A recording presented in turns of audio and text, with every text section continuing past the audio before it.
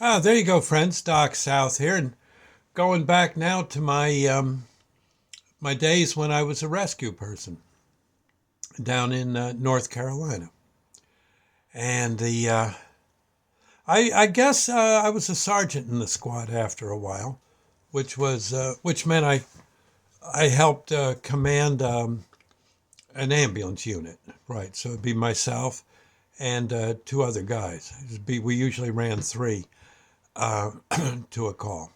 Sometimes two, but we definitely, if at all possible, three, because you needed, especially depending on the call, you might need all sorts of help. In fact, you might be calling for more ambulances by the time it's all said and done. One such case was when a train clobbered a car in town. Luckily, the train wasn't necessarily doing any. There were times when they go through town about 80 miles an hour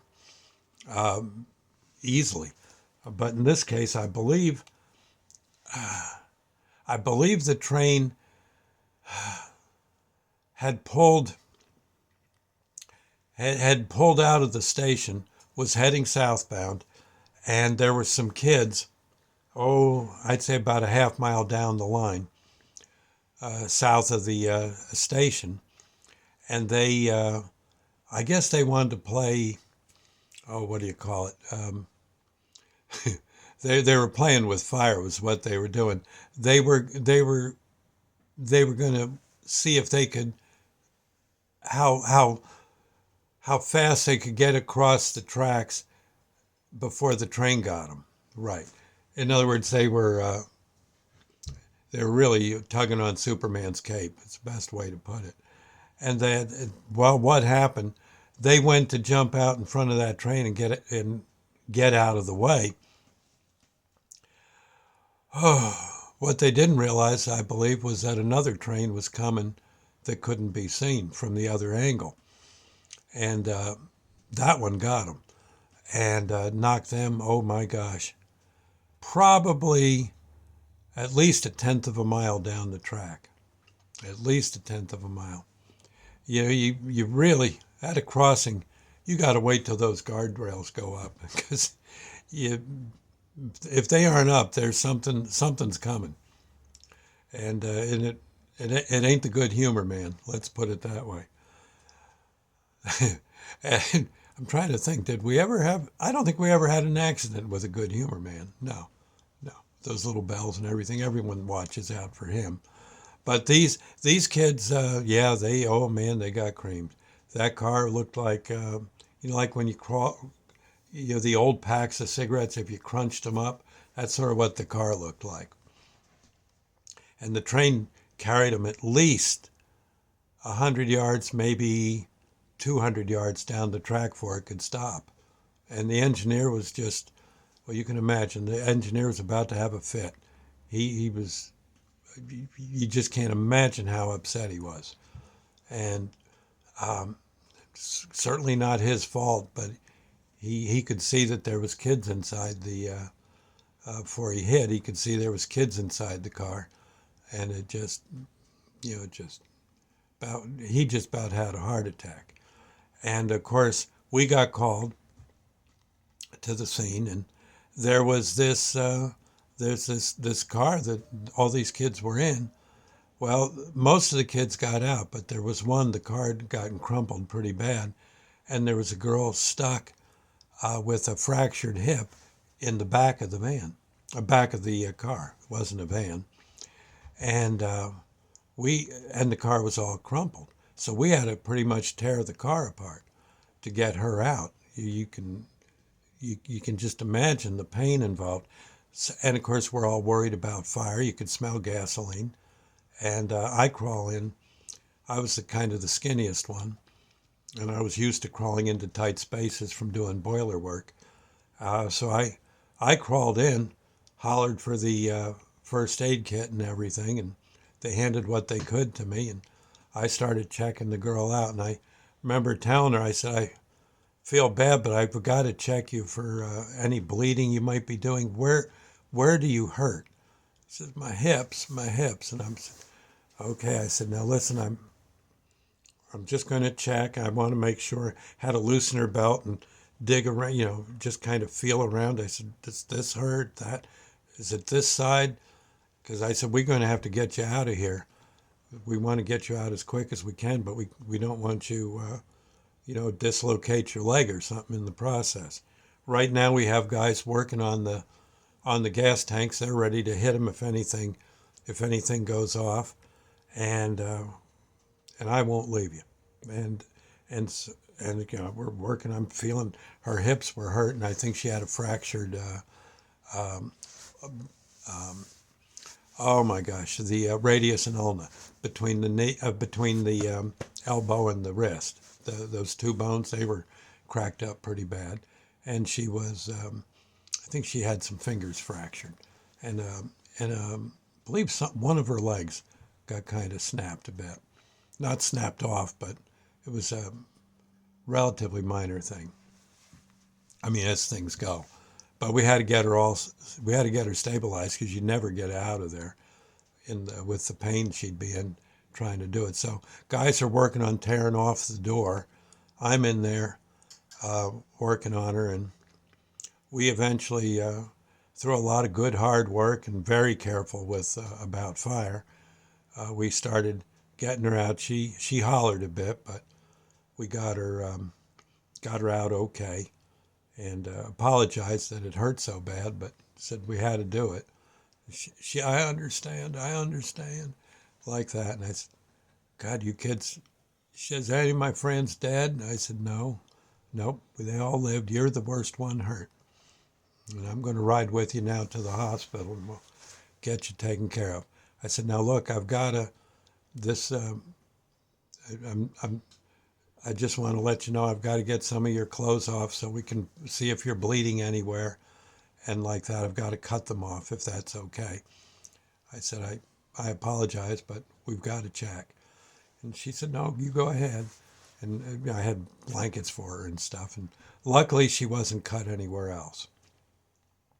And we had her pretty well stabilized. And we couldn't give her any medications. We weren't qualified to do that. But I said, look, when we get you to the hospital, they'll give you something to kill the pain you're in, and they'll treat you good. Okay, we'll do our best to get you in without hitting.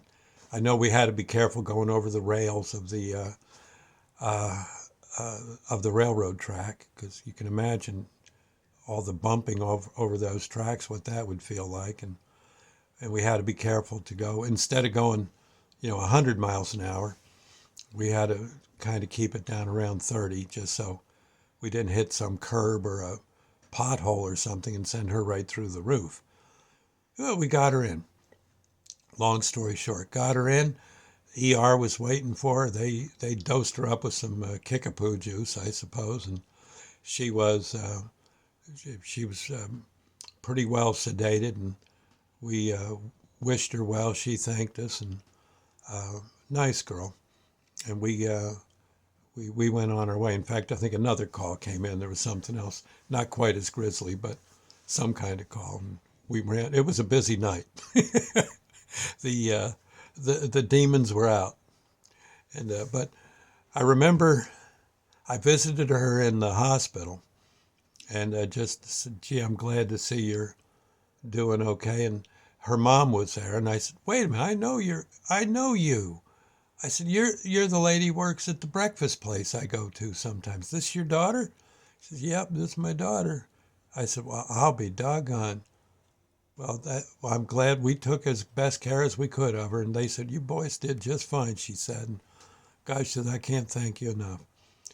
Now, I never made a habit of it, but when I'd go in there, pretty much my breakfast was pretty much covered.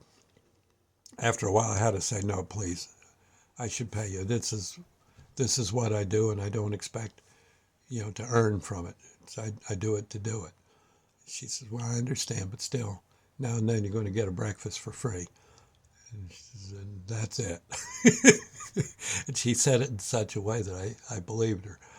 And the girl evidently, she was so roughed up in the wreck, I didn't realize, but she was kind of the busser girl. Yeah, she'd bust the tables. I said, well, I'll be dog. I knew I'd seen you somewhere else. And well, she, but she was going to be out. Oh God, she was going to be out for about 5 or 6 months with all the broken bones she had. And well, now and then I'd see her, one place or another in town, wave to her.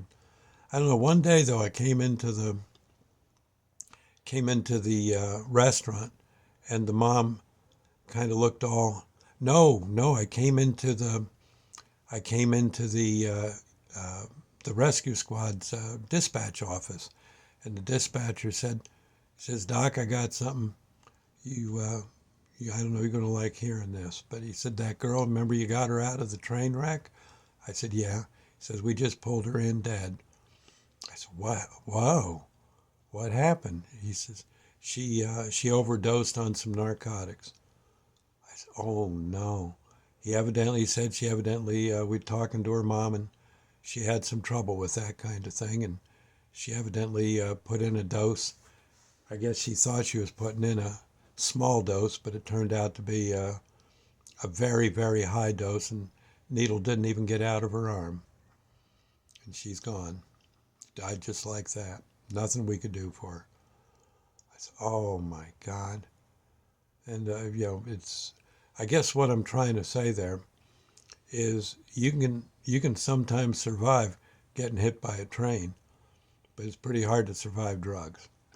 You go messing with that, and it's going to get you in the end. Sooner or later, it's going to get you. If not an auto wreck, trouble in the home, or you could be found splattered across the highway. Also, some of the people you deal with in the drug business, they tend to shoot first and ask questions later. Saw much of that happen to good friends of mine too, getting shot by a high muckety muck in the narcotics trade. So, you good thing to stay away from.